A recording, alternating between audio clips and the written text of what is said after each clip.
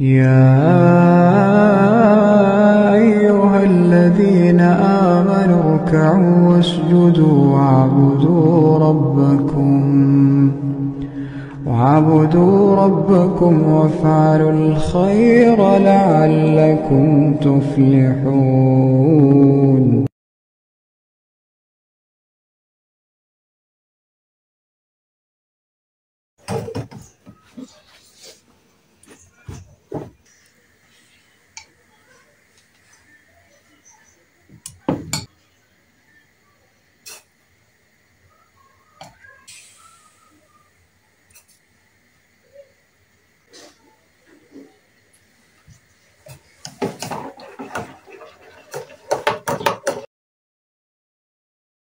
السلام عليكم ورحمة الله وبركاته. كيفكن حبيبات قلبي؟ طمنوني عنكم، إن شاء الله الجميع بخير وصحة وعافية. اشتقت لكم كتير. رجعنا اليوم فيديو جديد. خلونا قبل كل شي كلياتنا نكسب الصلاة على النبي. اللهم صل وسلم وبارك على سيدنا محمد وعلى آله وصحبه أجمعين، ونذكر الله سبحانه وتعالى. لا إله إلا الله محمد رسول الله. أول شي لا تواخذوني على صوتي مقربة، هاد صار 3 يوم هيك قريب قوي بعيدا عنكم يا رب. أنا والصغير يحيى أكتر شي تعبنا، الحمد لله رب العالمين، استفادة الله رحمة. هذا الروتين مصورته من شي 3 أيام بس كنت عم اتكاسل اني اسجل صوتي عليه وامنتجه. يعني اليوم لقيت حالي شوي احسن، فقلت خلص يعني بسجل صوتي عليه ومنتجه وبنزله للبنات. مثل ما شايفين هون عملت فنجانين قهوة إلي ولجوزي، وحطيت لكل واحد فينا 3 حبات تمر. مبلش الصيام متقطع وقطعت السكر الحمد لله، وبس اشتهي على شي حلو باكل يا اما حبة تمر او حبة فاكهة بيمشي الحال.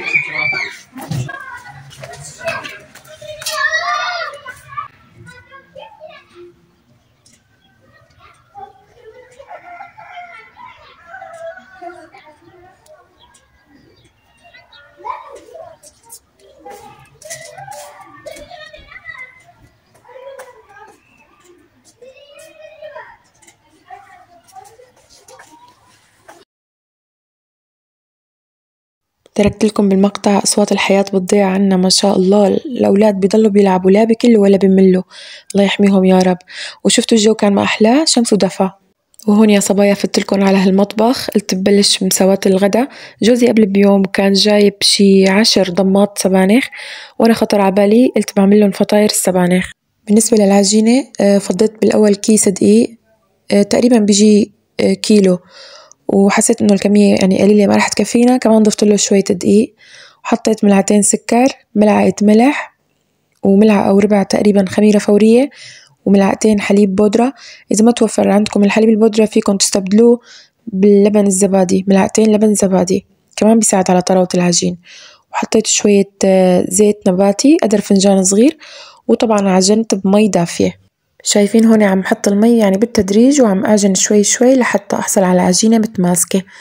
وهون مثل ما رح تشوفوا رح أعجن عجينتي وغطيه منيح وأترك على جنب لحتى تخمر. وبهالأثناء قلت بغسل السبانخ. لبنما أكون خلصت من غسيل السبانخ بتكون العجينة خمرانة، لأنه أنا بطول شوي بتنظيف السبانخ. صراحة السبانخ بتعذب شوي بالتنظيف، بتيجي معها أتربة وأوساخة كتير. لأنه ولكن شغلة يا جماعة، أنا ما بحب السبانخ أبدا، وخصوصا إذا انطبخت جنب الرز، يعني سبانخية ورز، على عكس أبو يوسف اللي بموت عليها هي الطبخة. هلا ممكن إني أتقبلها يعني فطاير، بس كمان ما كتير بحب. ومع هيك مثل ما رح تشوفوا بهذا الفيديو عملت من السبانخ وجبة صحية كتير. هلا بتشوفوها. بما إني ما عم أكل هاي الفترة كمان يعني معجنات، فخلص يعني نخفف معجنات ونلتفت لصحتنا شوي. وهون كل ما أفرط ضمة أنقيها، يعني إذا لقيت فيها عشبة من بين السبانخ أشيلها. وغسلتهم كذا وش، أكيد ما صورت كل وقت الغسل تبع السبانخ كرمال ما يطول الفيديو كتير. وبعدين قطعتهم، وبعد التقطيع رجعت يعني غسلتهم كتير منيح. هلا بيقولوا إنه هيك الفوائد بتروح من السبانخ، يعني إذا غسلنا بعد التقطيع بتروح الفوائد، بس أنا بصراحة ما ارتحت إلا لما أكدت عليهم. ايه بقى خليني اكمل لكم انه انا ما كنت احب السبانخ، يعني من يومي ما بحبها. والمشكله انه امي الله يذكرها بالخير كتير كانت تطبخها لحد هلا. امي روح قلبها السبانخ، الخبيزه، السلق وهيك قصص، يعني بتحب هيك اكلات كتير، فكانت تكتر يعني منهم تطبخهم كتير. فلما أرجع من المدرسة أروح على المطبخ أشوف أمي طابخة مثلا سبانخ، فشو أعمل؟ أفتح لكم هالبراد وأعمل لفة حلاوة وأقعد أكلها. يعني عن جد قديش كنا ظراف، كنا جيل هيك ظريف لطيف. تلاقوا هذا الجيل عن جد مو شاطرين غير للسق والنق، وإذا ما عجبتهم الطبخة بيقيموا لقيامة. وهون يا صبايا مثل ما شايفين بعد ما قطعتهم رجعت هيك غسلتهم كتير منيح، وبعدين صفيتهم من المي، حطيت لهم شي ملعقة ملح وقلبتهم مع الملح كتير منيح، وبعدين تركتهم شي 5 دقايق لحتى يطلعوا السوائل منهم، ورجعت هيك عصرتهم كتير منيح بإيدي وحطيتهم على جنب وجهزتهم لحتى أكمل مساواة الحشوة. وهون جبت شي 3 بصلات هيك فرمتهم، وبعدين شوحتهم مع زيت زيتون، بس دبلتهم شوي وحطيتهم فوق السبانخ. هلا فينا نحط البصل وهو ني كمان بيمشي الحال، بس بهي الطريقة الحشوة بتطلع أطيب بكتير. خليني بقى أكمل لكم هيك على السريع مكونات الحشوة، لأنه بدي بلش أجاوب على أسئلة الصبايا المتكررة على الفيديو الماضي.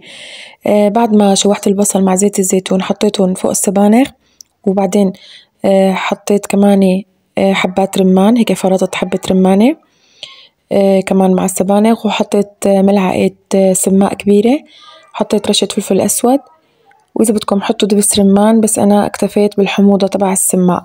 بعدين بنقلب المكونات مع بعضها كتير منيح، وبتكون الحشوة صارت جاهزة، وأكيد العجينة كانت خمرانة فبلشت بالتشكيل.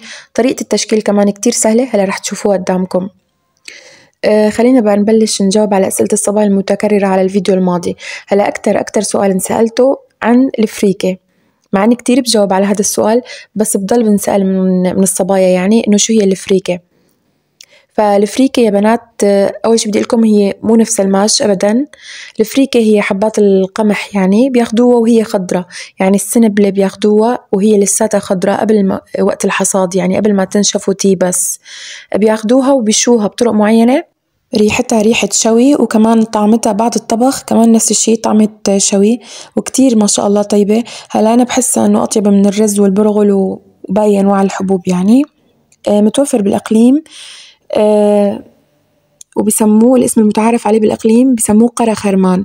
باقي المحافظات العراقية بصراحة ما بعرف إذا في له أسامي تانية، بصراحة ما بعرف.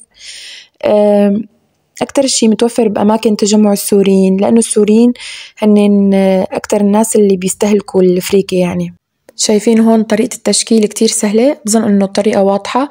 هذا هو الشكل التقليدي لفطاير السبانخ. شكلت كل كمية العجين اللي عندي وحطيتهم بصواني الفرن، بعد ما دهنت الصواني هيك دهنة بسيطة بالزيت، وكمان دهنت الوش تبع الفطاير بصفار البيض، وحطيت لهم رشة سمسم. اختياري هي الخطوة هيك من عندي، بس مشان يطلع المنظر هيك لطيف. وبعدين حطيتهم بالفرن المحمي مسبقا على أعلى درجة حرارة أنا عندي إياها بالفرن. المعجنات يا صبايا لازم ينحطوا بفرن درجة حرارته تكون كتير عالية. كل ما كانت درجة حرارة الفرن عالية كل ما المعجنات ما شاء الله سبحان الله بتطلع يعني بيطلعوا أنجح وبيطلعوا أطرى سبحان الله. كمان إجاني أسئلة من مشتركين جدد بالقناة.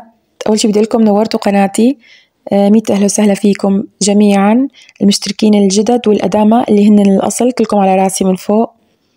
فعم يسألوني عن مرض ابني، فابني يا صبايا متأخر بالحركة وبالنطق كمان.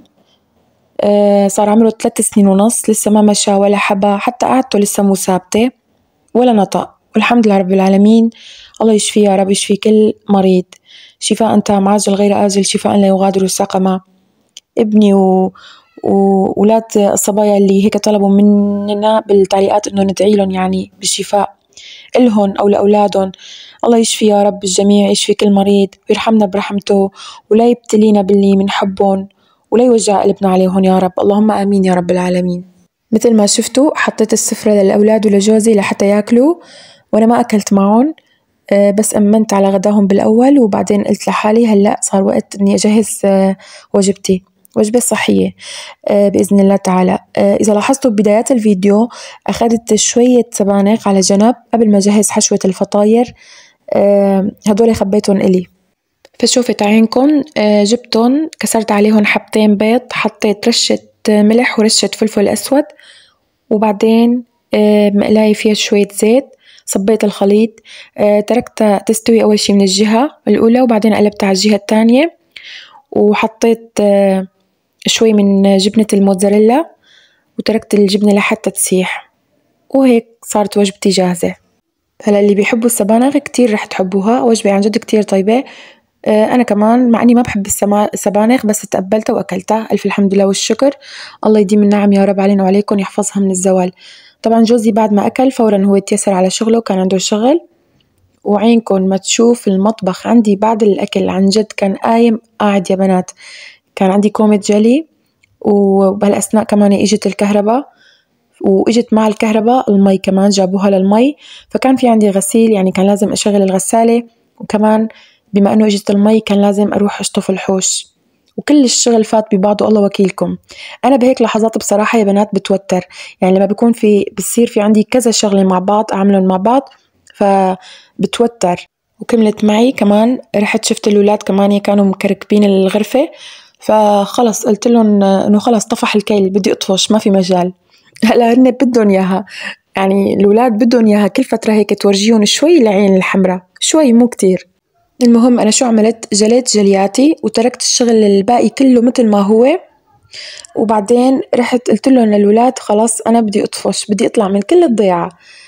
هلأ الصغيرة زعلت عليها، يعني حسيتها شوي تانية بدها تبكي، فقلت لهم خلاص أنتوا كمان تعالوا معي.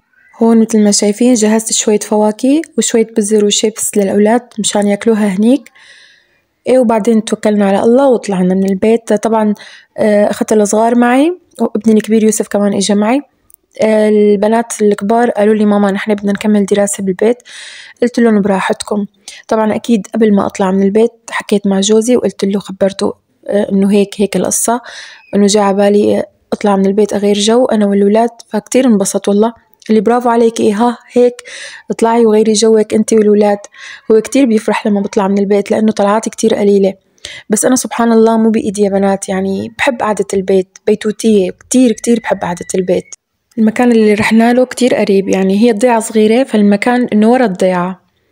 والأجواء كانت حلوة، والولاد كتير انبسطوا وغيروا الشكل وغيروا الجو ولعبوا كتير.